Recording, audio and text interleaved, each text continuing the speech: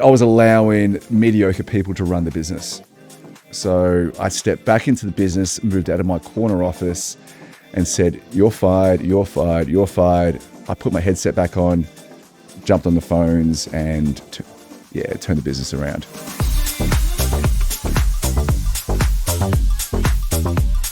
Welcome back to season 6 of our podcast, Relentless Life on Your Terms. As I promised, a very, very big special guest episode 100. This gentleman featured on season 1, episode 7, around 5 years ago before his 40th birthday. At that age, he started many companies, over 10, sold, exited for $39 million from $300, built an empire of over $300 million. He's just getting started. You've probably seen him on TV shows. He was a judge on Celebrity Apprentice, and now he's currently on Shark Tank as one of the judges. Nick Bell, thanks for joining us, mate. Thanks for having me. It's good to be here. So reflecting back 5 years ago. Yeah, has it been 5 years already? Yeah. Wowzers. It's gone quick. It was before your 40th birthday. Yeah. Just when I was still a bit of a young pup. Things have changed. And I reviewed back at it and everything that you said you were doing and expanding globally. And obviously that started, I guess, from as a young entrepreneur. I remember you said, I'd love you to share the story. I remember all the details, but if you share your school days, how you started, when you got the bug and to where you are now. I didn't realize I had the bug in high school, but I had a dream to get to London as soon as I finished high school when I turned 18. So during high school, I sold my school lunch, leased out X-rated videos and leased out sports equipment. And over a few years, I made about $20,000 to $25,000 selling lunches and equipment, blah, blah, blah. And I just wanted money. I just wanted to work. I wanted to make cash. I wanted to go overseas and have a good time. And I ended up doing that. When I came back, I was lost. So when I came back to Australia at 19, 20, I was lost. I went to university for 6 weeks, dropped out, moved into hospitality, moved into recruitment, did all bits and pieces. And then I started a business at age 23. And that was a skincare business, thinking I was going to make $1 million in 12 months. I said, I've got the best idea in the world. It's going to make me a bloody millionaire. Fast forward 5 years, I'm earning $100 a week, struggling. And this is age 28. And age 28, you generally should have your shit together. And I was like, okay, I either need to get a job or I need to start a side hustle. And luckily I started a digital marketing business. And I use that term loosely because it was just me in my underwear, cold calling people. I started a digital marketing business from my bedroom. And thankfully that took off very, very quickly. Yeah, I seen obviously a lot of your content you put out, and we'll talk about that. So follow Nick on LinkedIn. He always releases great content. You'll learn a lot about business and health, which is something we're going to touch on today. So that took off very, very quick. For someone that's just starting in business, how do you prepare for that? Look, I was quite naive and very inexperienced. And when it took off, I went from making $100 a week to $1 million a month quite quickly. So all of a sudden I got no money to a lot of money, and I was stupid with it. I was giving home loans to staff. I was throwing parties for staff. It was just reckless business. It was really poor management. And in 2012, the party almost came to an end. I went from making a lot of money to neglecting the business. And in 2012, we didn't even have enough money to pay for salaries because I took my eye off the ball. I was complacent. I was lazy. And I was allowing mediocre people to run the business. So I stepped back into the business, moved out of my corner office and said, you're fired, you're fired, you're fired. I put my headset back on, jumped on the phones and off to go again. Yeah, turned the business around. You made me feel bad when I said that because I have a corner office. Well, even now, and Steve can attest to this, my desk is in the middle of the floor here. Literally, I sit with everyone else. The only issue with that, there's no privacy. But if I need to make a call, I just go to a meeting room. But you can actually see everything that's going on. So you went from that and then you successfully exited in 2017. So I sold, at the time I had a few businesses internationally that were doing quite well. I sold the Australian arm of it for $39 million, kept the international businesses. And then because I had a non-compete, I thought, okay, if I can't do this business here, I'll expand even further internationally. So I opened more offices in Europe, South America, in Asia, grew that. And then when my non-compete finished 3 years later, came back. And in the non-compete period, I also started another business called Removify that removes online content that you're aware of before, because I was actually a client of that. And you've referred me business before. I have. And that business absolutely blew up, took off. Did you exit that? No, no. It's such a good business though. I don't want to exit it. Can I discuss what happened there? Because I've read, and I don't want to just breeze past it. A lot of people ask you, how do you deal with negative comments and stuff like that? And all business owners have them. Yeah. How did you deal with it? And everything that you've said so far, it's clear how you've turned $300 into $300 million. It's full accountability. How do I take action? How do I improve? How do I empower my team? How do I go? It's 100% on you. Yeah. And it's always on you. But only a great entrepreneur would actually see it that way. Yeah. I've never spoke to any of my mentors and they haven't said to me, Chris, it's the way you're thinking. It's the way you need to think of this better. Great entrepreneurs actually see that. Most people, I guess, won't most people acknowledge blame society, blame everything else. If there's negative feedback from a legitimate customer, address it and fix it straight away.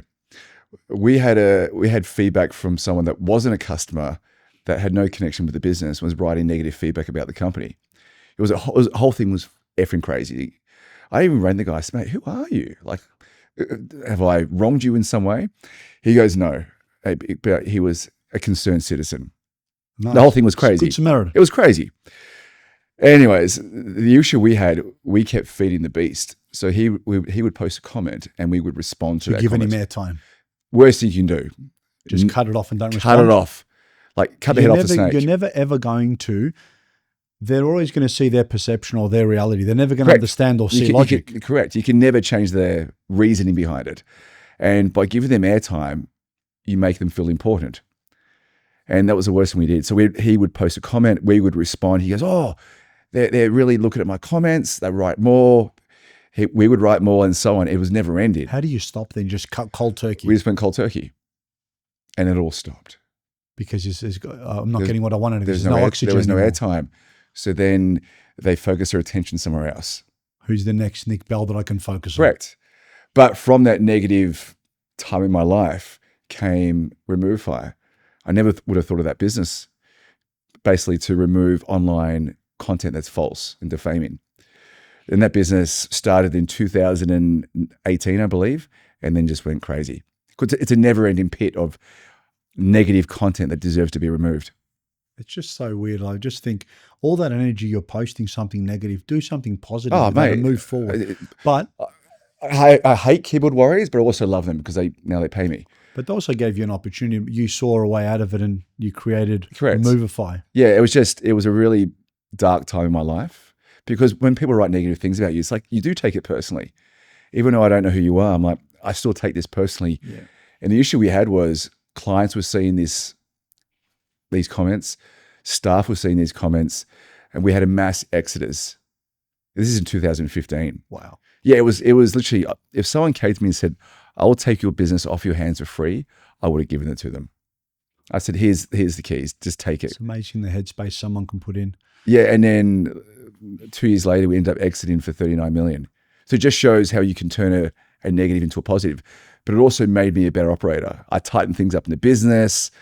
I learned how to ignore this type of feedback and just be a better business person. How close from ultimately quitting to 39 million? It's just fine lines, isn't it? Just keep going, don't quit. I was done. Keep going, don't quit, and here you go. My girlfriend, who's my now wife, I said to her, let's just go overseas for 12 months and disappear. I said, I can't do this anymore. And she goes, no, look, let's just stick it out. I said, look, I cannot do this. And I remember we had an office in the CBD.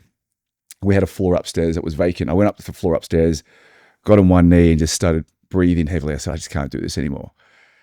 And then I said, Nick, compose yourself, get your head together, get back downstairs and sort this out.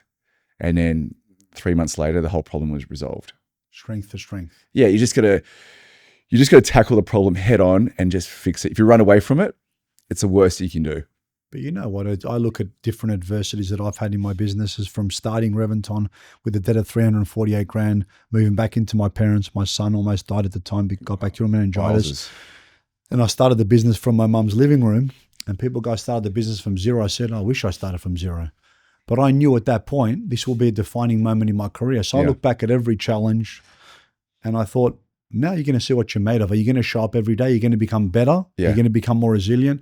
But I do sometimes think this is really challenging. But tomorrow, one of my mentors told me, tomorrow's another day. Breathe, wake up tomorrow and show up.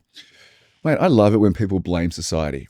Because I tell you why, because it allows people like you and I and others to rise to the top. If everyone had the same mentality, it would be a lot harder for guys like you and I to rise. So when people blame society or they're negative around, oh, I didn't get this or this has happened to me, I'm like, fucking be that way. It's actually better for me. Just don't work for me, work for someone else. But you're going to have people that are negative in society, and fucking good, because I want to be the fucking top dog, not the guy down the bottom. So I know it's law of the jungle. The strongest always survives and the strongest always rises to the top, and you want to be that person. So that was a big moment for you. Exited for 39 million. At one stage, I remember you had over 1,200 people that worked across all the platforms, probably more now. Yeah, it's 2,000 now. I knew back then it was 1,200. How do you maintain such a big workforce? It's people management. I'm not that hands-on these days with all the businesses. Thankfully, I have very good general managers that run each division for me. And I give those people equity in the company, so they're financially looked after. And they've been with me for years. But to find the right GM, you have to go through a lot of frogs to find the right prince. Of course. So not everyone's a rock star. And you train them side by side. You bring them in for a year to work by your side so they see how you operate. Correct. Then you send them back out with a blueprint, framework on how this is going to succeed, and you give them equity. Well, usually they come up through the business. Yep. So they may start as a junior account manager or a junior salesperson, and they work their way up through the business. If they don't do that, they have to come to Australia for at least 6 to 12 months, train with myself, work in the business, and then we send them back off overseas again. Because when we've hired remote and they've just come straight into the business, into a senior role, very rarely works for us. Because they don't see how you operate. They've got bad habits, they move too slow, and I just can't be bothered retraining them because it just takes 6 to 12 months. But also, if they're working side by side, you're going to pick up their strengths, their inefficiencies, what they're good at, what they're not, much quicker. Agreed. And they know who I am, I know who they are, and we can connect that way. If you hire someone to run the Singapore office and they're a GM, you never met them before, it's a high risk investment, because I don't want to move to Singapore, even though I love Singapore, but I need to make sure that the person I'm going to send there can run the business, because if they can't, it's going to be a disaster. Now, you talk a lot about this and you're very knowledgeable on, obviously, health, how important that is in business. I'm obsessed with it. It's too much. No, it's actually the worst. I actually watch a lot of your things. I see all the posts that you do, and I learned a lot from it. And the guest that I had before today as well also is very big on fitness and runs a very good business as well. How important do you think is it to have a healthy body and mind? Well, you know that I'm obsessed with health. I do. And the reason being, statistically, I'm halfway through my life. I'm 44 years old. In theory, I should die around 80. Being an entrepreneur and a person that thinks there's a solution to every problem, I don't want to die at 80. I think I can live to 120. So I'm trying to hack my way to 120. And I don't want to be that guy that lives to 120 but feels terrible. You want to live with vitality and energy. And I think you can do both. But you need to eat well, sleep, exercise, take certain supplements, which I do take, probably too many. And I use regenerative medicine like stem cell therapy and gene therapy. You're the first one in Australia to do that, aren't you? Yeah, I was the first one to do gene therapy in Australia. What is that exactly? So I did 2 gene therapies. I did follistatin, which is for bone density and strength. Yep. So as you age, you lose muscle fast. You lose muscle. Yep. So in theory, I will lose muscle slower than the average person of my age. And I did another one called Clotho, which was an injection up the nose. And in theory, it improves your memory. In theory. You've done both. Tell me, what was the after effects? Did you notice it? Were they that visible? Uh, I know we said that you look great. You haven't aged in 5 years. Thank you, mate. But how do you, have you actually noticed the impact on all these things? Memory, probably not so much, but I didn't test. I didn't do an IQ test or a memory test. In terms of strength, I put on about 7 kilos of muscle. That's massive. Well, it's for a guy that's 44. That's massive. Yeah, it's not bad. So I didn't change my diet. I didn't change my exercise. I just put on muscle. And you attribute that to the therapy that you did? Nothing else changed. Yeah, nothing else changed. And that was done overseas? That was done in Mexico. But now you can do it in Japan. You can do it in other countries as well for a fraction of the price. So I think I paid $700,000. But the doctor just sent me a new price list literally this morning. He goes, I can do the same treatment for $50,000. I was like, you bastard. How long did you do it? Well, I did it in May, and now we're in November. That's so quick. Yeah, you go. That is Because there's insane. more people doing the treatments now. So the Yeah, but prices from come. that's not a reduction. That's insane. Yeah, it's from insane. 700 to 50. Yeah, yeah. Not 700 to 500 No, 700,000 in the space of for 6 months. in 6 months, and probably in 12 months from now, it's going to be even cheaper. That's when I might start doing it. Yeah, anyways, it definitely does work. So Nick, you've been on TV a few times, and I want to ask for the experience first as a judge. Yep. Tell me some of the things, the interesting stories, some of the things that you learned, that you saw. Well, I did Celebrity Apprentice in 2021. Yeah. That was good, but Lord Sugar is the main guy in that. He's the Trump of the UK. Yeah. That was a great experience, and I loved working with Janine Ellis. But at the moment, I'm doing Shark Tank. That is my jam. I love Oh, Shark mate, Tank. it's my jam. People pitching you their business ideas, and you go yay or nay, whether you're going to invest. And I love it. Like, it's 10 days of filming. You work through 70 pitches. Each pitch goes for about an hour and a half. No way. Yeah, Is that so how long on the pitch- TV, they condense it to 7 minutes, but the actual pitch itself is about an hour and a half. No way. Yeah. And they just cut out the best bits and they put it together. Correct. So you're filming for how long? 10 days. And how much of that is airtime? Oh, a fraction of that. Wow. Yeah. So it's an incredible experience. So I just did season 2. Hopefully there's season 3, we'll see, but it looks like it's rating quite well, which is good. What did you like about the show? What are some of the best pictures that you saw? Clutch Glue, which is a competitor to Booby Tape. Amazing business. Yeah. I think year 1, she did $1 million, year 2, $3 million, and she's on track to do $10 million in year 3. That's insane. And she was offering 10% of her business for $200,000. She valued at $2 million. Did any of you? Oh, I got beaten by Davey and Robert. Killed me. By I was two- literally almost on my knees begging her. I said, bring me on. Anyways, I didn't win that one. And there was another one called Marrows. Marrows was a bone marrow for pets. Great business. I think she did $1 million in a year 1. This year she'll do probably $3 or $4 million. And she was offering 10% for $200,000. So again, 2 million.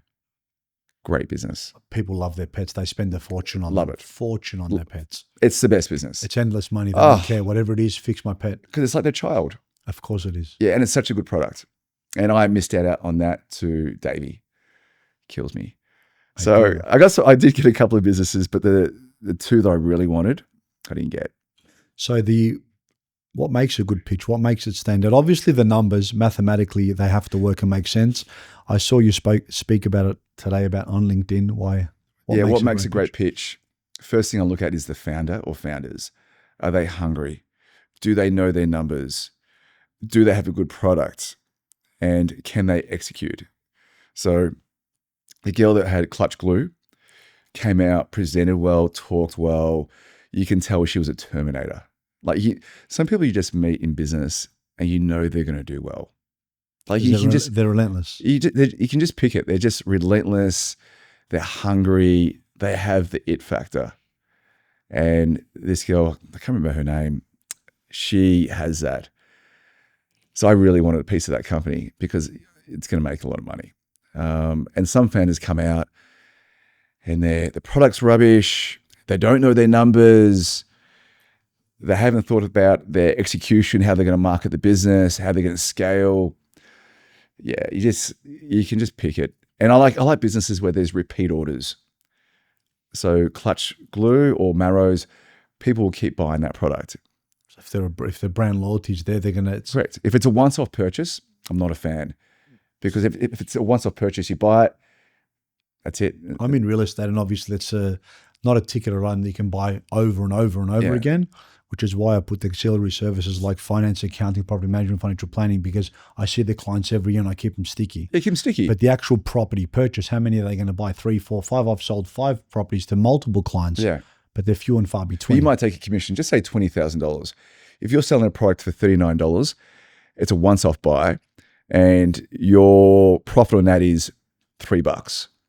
So you need to sell an absolute crap load to ever make any money, because once they buy them once, they're never going to buy it again. It's not a great business. Yep. You need businesses where they buy it once and then they'll come back in a month and buy it again, and so on. That's a good business.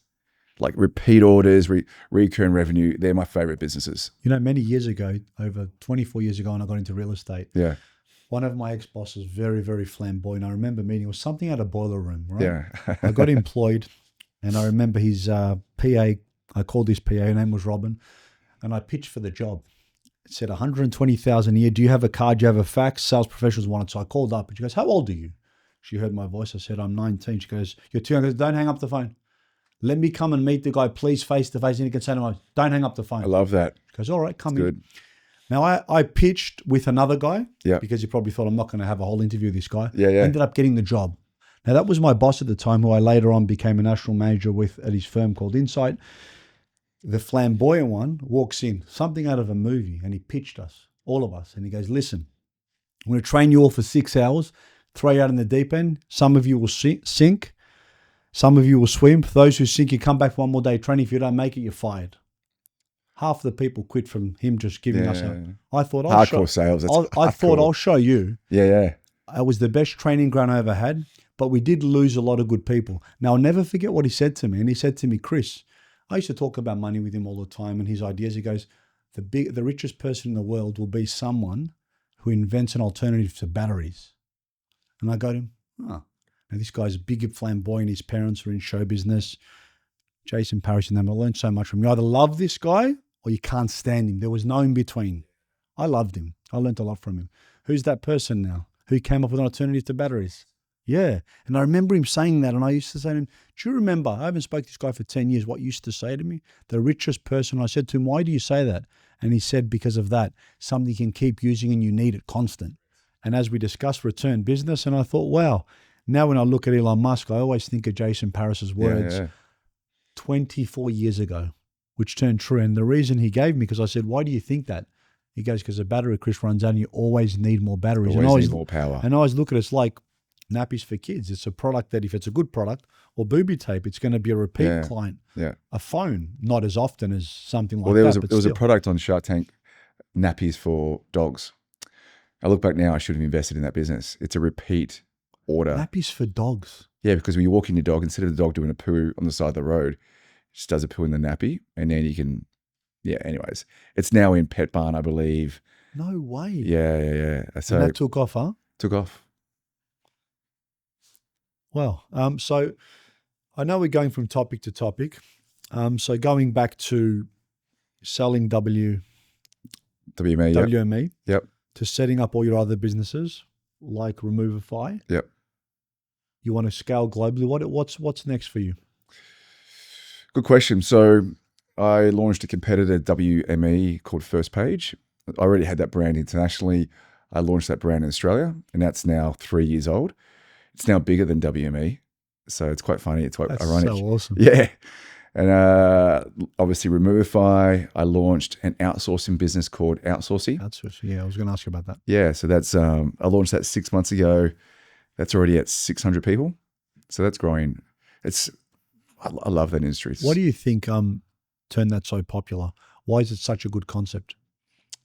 Well, effectively, you're selling low-cost, loyal talent to businesses globally. Offshore, yeah? Offshore, yeah. So we basically, give me an example. I'm a small business in Australia. I need an accounting assistant, instead of hiring someone in Australia for $80,000, I can hire someone in the Philippines for $30,000.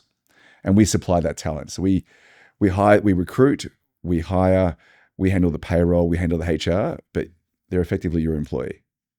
But we handle all basically the admin and the crap. And you've got every business in Australia needs great talent. Doesn't matter if it's in Australia or the US, anywhere. So it's very easy to win clients. We just need to make sure we can find great talent, which we can in the Philippines. Yeah, I've got 15 people that work offshore as well. There you go. For different parts of the business. There's 2 or 3 for each part of each business. Yeah. Yeah, it's a very... Client services, marketing, they put things together for us. It's a great industry to be in. A friend of mine said to me, let's do this business together.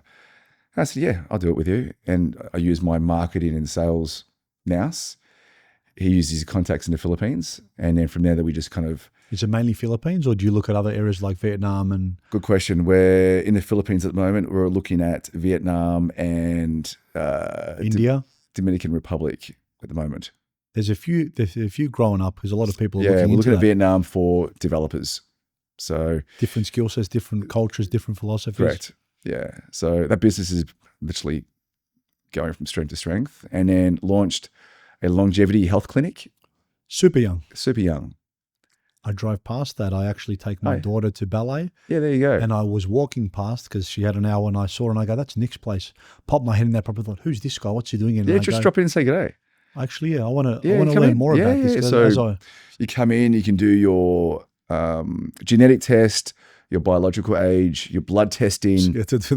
Yeah, you can do all this, and then IVs, cryo, saunas, the works, hyperbaric chambers, everything there. So you come in, we see what's right with you, what's wrong with you, and give you protocols to fix any issues. It's going to be a long list. Mate, we're all broken. We're all broken. So yeah, it's a great little biz. So super young, I know that would be like a passion project for you too. That's a business that loses money for me. Like the reason I'm never going to make money from that, and I don't plan to. I'm so passionate about longevity. It's a give back though, isn't it? Yeah, because we invested $3 million into that little business, and you're never going to make money back on that. But it's a good investment. It's such a passion project that I don't care. It's never going to make money. I'm going to open another one, and then open another one, and open another one, because I'm so proud of it, and I want to give back. And I think people need to be aware what options they have in longevity, and they can feel and live better if they look after themselves. You said it. You said a health nut. You want to live to 150. I think you. Yeah. Well, I said 120 here, but reality is I'm looking for 150.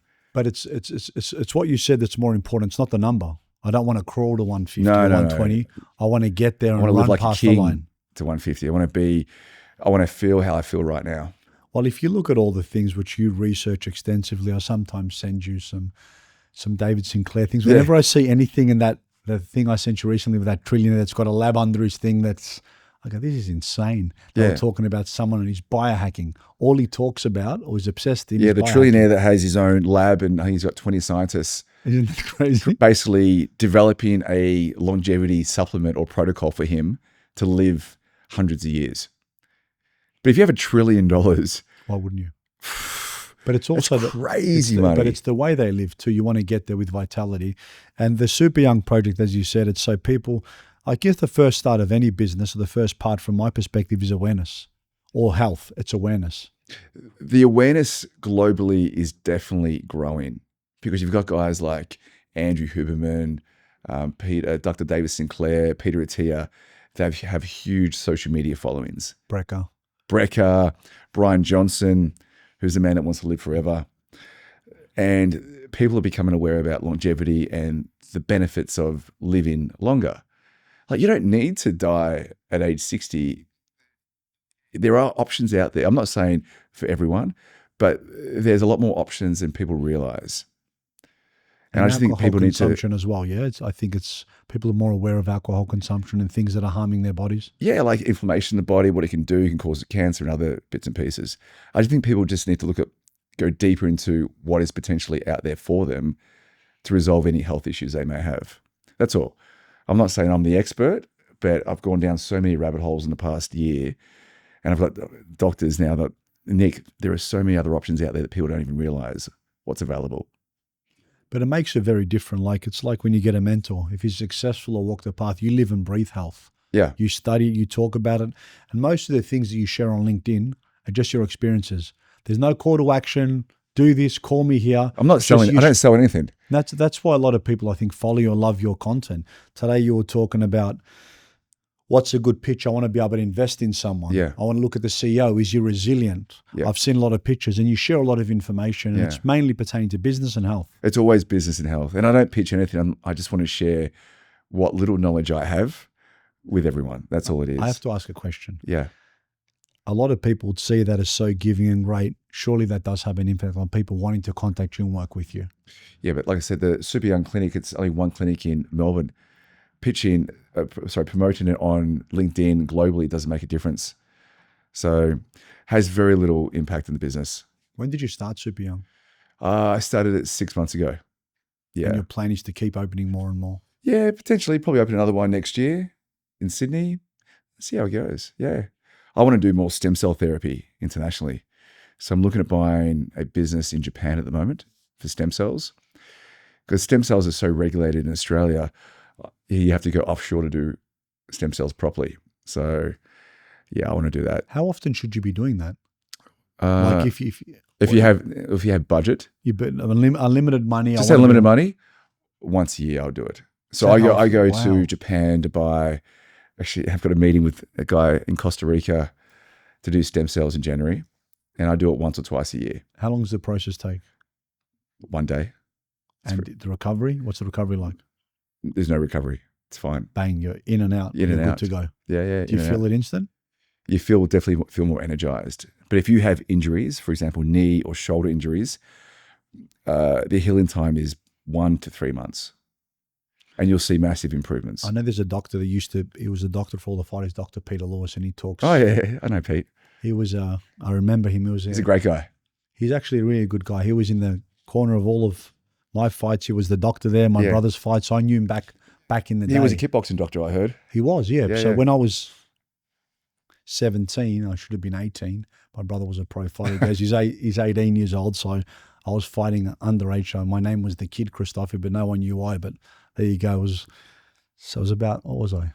7 months underage. There you go.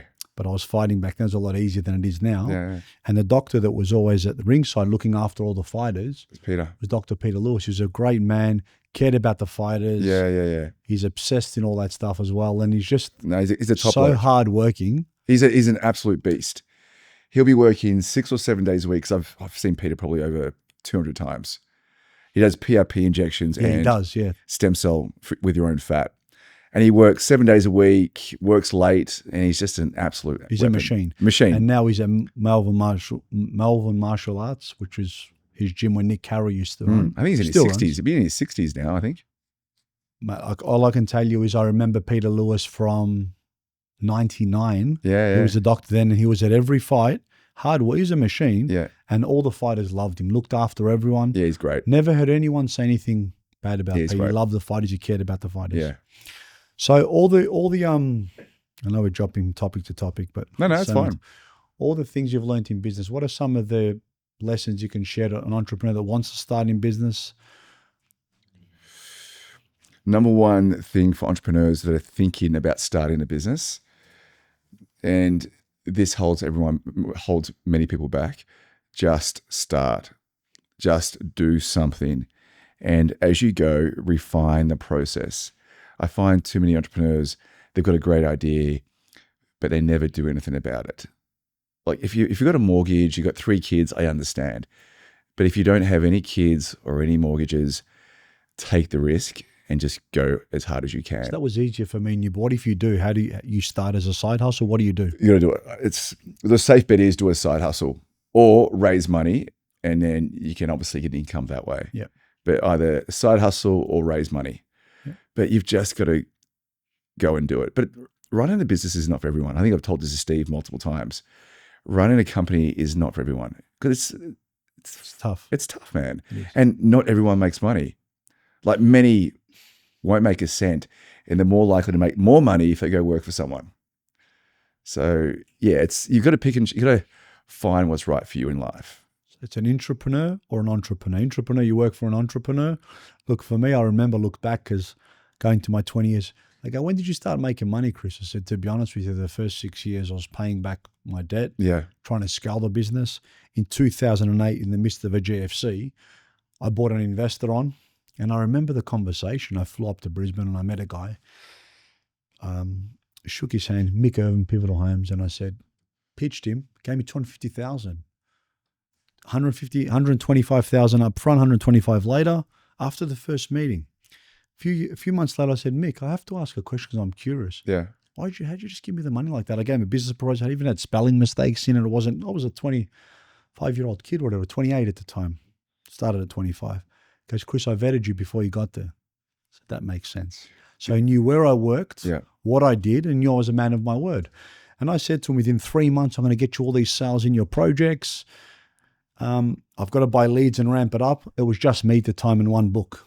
I thought, if I get this money and I can pitch him, then I'll get a team. I'll train a team. I'll figure it out. So once I had the check and the go ahead and I had the time frame, I just bought more leads, trained staff. Slowly, I built it up, and I said it's going to progressively go up. And the rest is history. Did he make his money back? He made his money for a year or two. He was kicking goals. I gave him my word. So he knew that whatever happens, even though I didn't have money, if I never sold, I would have repaid him one way or another. And a year or two later, the funniest story happened, Nick. He stopped investing in me, right? Giving me upfront money. So give me 33% upfront. And then at the back end, I was kicking goals, making all this money. And I thought, what if this guy pulls the pin?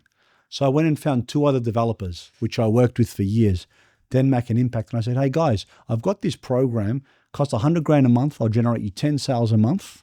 This is how it works. They're, Chris, we're in. I go, no, I don't have any spots.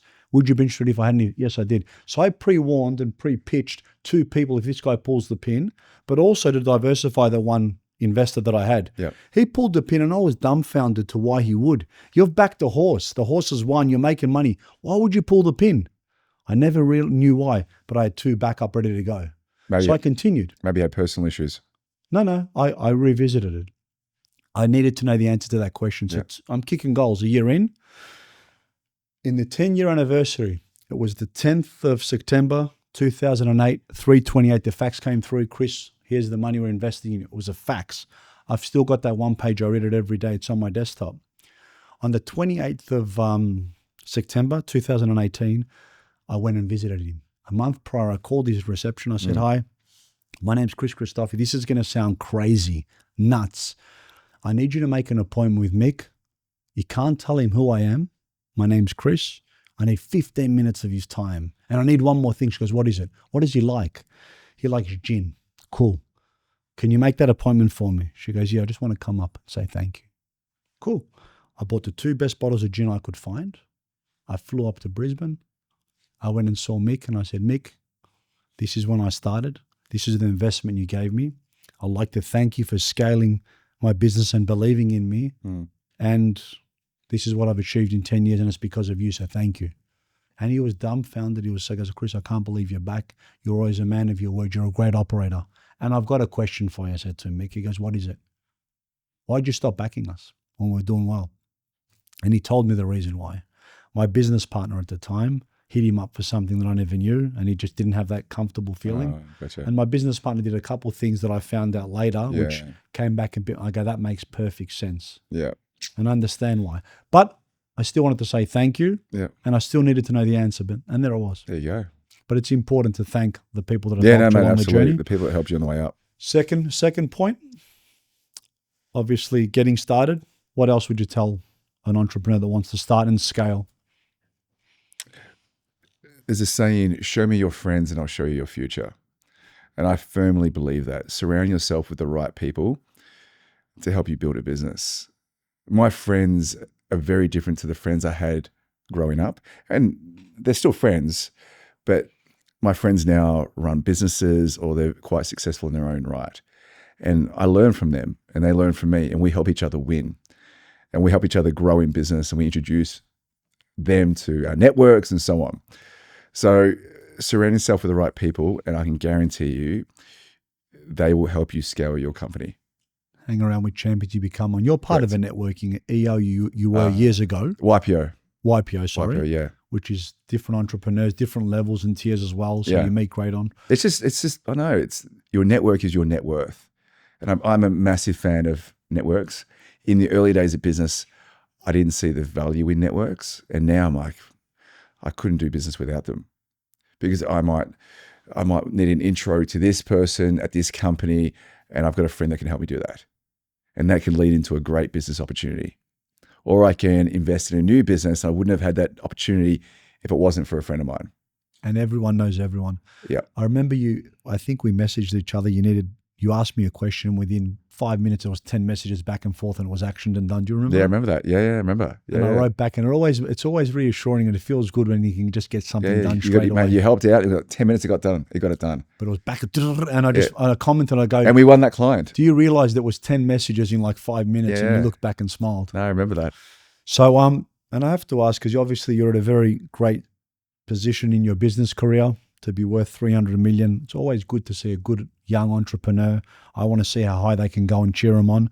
Have you had business mentors and advisors along the way that you still counsel, or is it just friends or other successful people? It's a really good question. And to be honest, it's been multiple people. So it's not one singular person. It's a plethora of great entrepreneurs. I've got one's in property, one's in finance, one's in retail. And I ask a lot of questions. I'm always the dumbest guy in the room, and I'm happy to be that guy. I ask people a lot of questions about their life. How do they do this? How do they grow the company? What do you do in this situation? That's how I learn. You're scanning in your mind of all this stuff. I always ask a lot of questions. When I meet someone, people are the most curious. Yeah, when I meet someone, I always ask them a lot of questions. Don't ask me anything. Just let me ask you questions so I can learn. Yeah. I remember you said that to me last time as well, and I always think the best skill you can have is be curious in business. That's how you become better, faster, more efficient. Correct.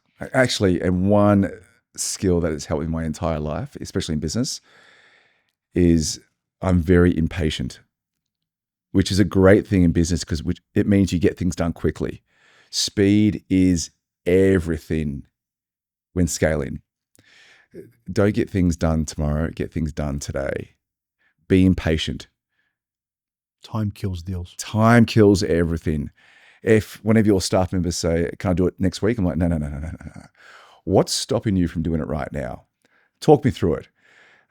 This, and this. I said, that is a 10-minute task. We can fit that in at 2:00 today. Let's do it together. I like that. You know what I like doing? Sometimes I don't say that because I want to actually physically see how long this will take someone to respond. And when I do an interview, I ask someone to ask a question. When do I need it done by? When you can do it? Because all I want is to see the response time. How quick and how efficient are you going to come back to me? Yeah. And the ones that always come back quick and efficient or say how they always have something different. You mentioned the it factor. It shows that hunger. It shows that desire. Sometimes I keep it open-ended purely and simply because I want to see how quick you're going to respond without me telling you. A great example is when Elon Musk bought Twitter, he asked the guys to dismantle the servers. I think they were in Seattle. And they said it's a 6 to 3 month job. He goes, that doesn't make any sense. Just dismantle the servers. They're redundant anyway, and we're paying for them. Let's not pay for them anymore. He jumped in his private jet, went there and dismantled the servers himself in one night. And with his pocket knife, just unscrewed it all. Took him one night and then he flew back to San Fran. It's a reason they say he's the best capitalist to ever live, isn't it? Mate, he's an absolute weapon. When I hear him speak, I always love when I see him on Joe Rogan podcast. He thinks of his answers and it's so deep. It's like he's going into this library of memory so he can come up with this calculated answer. It's incredible just to watch him think. Well, apparently he reads, as a kid, he was reading 2 books a day. I believe that. He devoured everything in front of him because he was bullied when he was younger. I read a few of his books. I've become an avid reader. I've put myself a challenge. I've done 60 books this year, but I do it through. Only people go, how do you do? Because I've got ADHD. So how I do it is I buy the hard copy, and I buy the audio, and I listen to it while it's being read to me. Yeah. And I read it at the same time so I can absorb the content quicker. Then I go to Blinkist, gives me a 10, 15-minute summary of the book, and I want to see, is that summary takeaway the same as what I've learned? Then I do the Blinkist before the book, after the book, and I just play around with what's going to work best for me. Yeah. And it's my best, that's my meditation. So when I get up early and I should be training, and my partner goes, you should train, you got time. take an hour of your learning out. I said, that's my relaxation. So that mind feeding actually calms me down and gets me learning. And if I learn a topic, whether it's stoicism, whether it's business, I read 4 or 5 books on that topic. So I go deep on that topic, and I'm hearing it second, third, fourth time, and it's starting to sink into my head. What's it? Yeah, Elon Musk was bullied as a kid, as you mentioned, and now he's dating supermodels. So any kids out there, before you bully someone, just know if you do, there's a good chance that person will be dating a supermodel when they're older. You'll be working. You'll be working for them, and be dating models only. Yeah, he's an absolute weapon. He is, and he's got, 7? I don't know how many kids. Was 11 now? He's got 12 kids, I think. 12 kids. And now he's dating a 21-year-old. Yeah, and I remember he actually asked the question, which I found fascinating. He was talking to someone, I forget who was talking, and he goes, I want to date. How much time will this need? So he's trying to work out how much time he needs to dedicate to a relationship if I put that in his schedule. And even not owning a house, he doesn't want to own anything because he thinks that mind power will take him away from going to Mars. I don't want to think of the detail of my house. So it's incredible how he actually thinks. I wish my wife would let me think like that. Well, Nick, I could talk about business all day with you and health. I really appreciate you being on the podcast. Thanks, mate. It's become a custom. Our quick fire questions. Are you ready, Nick? Yep, let's do it. What's the best advice you've ever been given? Always show up. No matter if you're sick, lazy, unwell, always show up if you've said that you would. Yeah. I agree. If you could start any business tomorrow, what would it be? Oh, there's so many I want to start. Just one. Wow. Jeez. Starting from scratch. You got one business opportunity. What's it going to be? Unlimited cash? Well, I'd say no to that one, but you can answer that too. I would do a better version of Canva. $1 billion business. That's good. Unlimited cash? Same answer? Yeah, because you need a lot of cash for that. What's one thing that always makes you smile? My kids. 3 daughters like myself. Yeah. Only naughty boys get girls. Yeah. Well, I got an older son. Let's see how he goes. What's your favorite way to stay active? Weight training. But it's quite funny when I weight train, I've got a gym at home. I've got red panels all on my walls at my house. And now I train naked.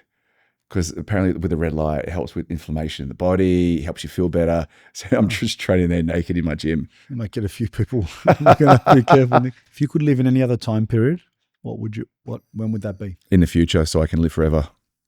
That should be it. What's the best thing you've learned from failure? There's always a solution to a problem. Always. Always a solution. You know, I was saying that it always comes to mind when I'm in a really challenging time. Yeah. Walk away, I breathe, and I think of the saying from Einstein. You can't come up with a solution with the frame consciousness that got into that problem. Yeah. So by calming your mind down, you can figure out the solution. And I remember I was doing a podcast with a very smart entrepreneur, and I walked in with my old videographer, not you know. And he forgot to have batteries in what he was charging. Yeah. And he got all nervous and frantic. Within 2 seconds, the guy sitting there goes, what batteries is it? He told him, he goes, grab the remote there and put them in. Bang, like that. And I thought, that's what I'm talking about. Yeah. Instantaneous, he figured it out. But I always think sleep on it. If you're angry or aggressive and you want to retaliate or whatever it may be, sleep on the situation, and then the next day you'll have a better solution.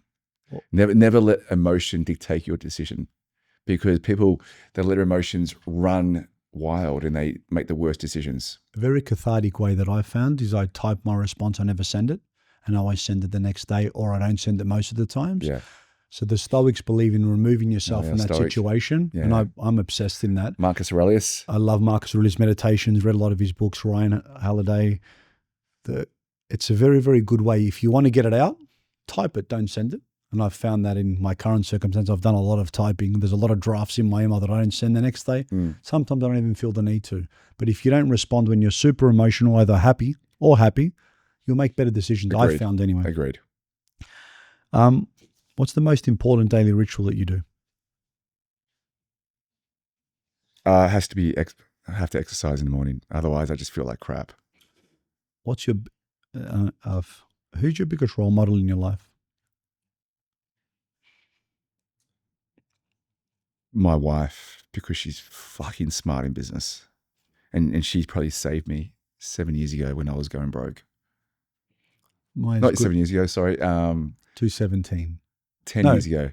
No, 10 years ago when I was going broke. Yeah. With that advice that she gave you. Advice, and she came in, brought in systems and processes, got rid of the home loans I was giving staff, all that kind of nonsense. Like she cleaned everything up in the business. Very happy to hear that, Nick, and I'm glad you got three beautiful girls with her. What's your hidden talent? I can do handstands quite easily. I can use rings. Yeah, probably handstands. If we get a chance when we air this podcast, I'm going to show you a very impressive feat that you did when you were on the side. Oh, yeah. Yeah, geez, I haven't done them in a while. I did that, but I just turned the camera to the side. It wasn't as hard. If you could only eat one food for the rest of your life, Nick, what's it going to be? And it's not going to kill me. Chocolate pudding or red meat. I love stuff. What's your top trick to staying focused and on the ball? I compete with myself. If I feel like I'm getting lazy, I give myself an internal slap and say, get back to work. It's Nick versus Nick. Nick versus Nick. You said it right before. You went up to one level, got down on one knee, said, I've got to fix this. Yeah. Don't get complacent. Just always be focused on the prize. Good segue to the next question. What's one thing that keeps you motivated? Being better. I want to be better. And I hate losing. Guys like us, we want to win. Like when you get win in business or you win in life, it feels good to win. And you get addicted to that feeling. And I want to win all the time. Always growing. Well, it's been an absolute privilege. Back to the question. Yes. What's one thing people don't know about me? Oh, yes. I'm a massive sci-fi nerd. Sci-fi nerd. Sci-fi, like anything sci-fi, I'm hardcore into it. You did trigger another memory of mine. You are a massive fan of a show that I love more than anything in the world. That? Seinfeld. Oh, mate, it's the It best. is my favorite show of all It's the time. And best. actually put a note, Nick loves Seinfeld. Yeah, I love it, mate. It's the best. So I share a lot of things on Instagram. Yeah. Silly, stupid things. Yeah. And people go, where'd you get that quote from?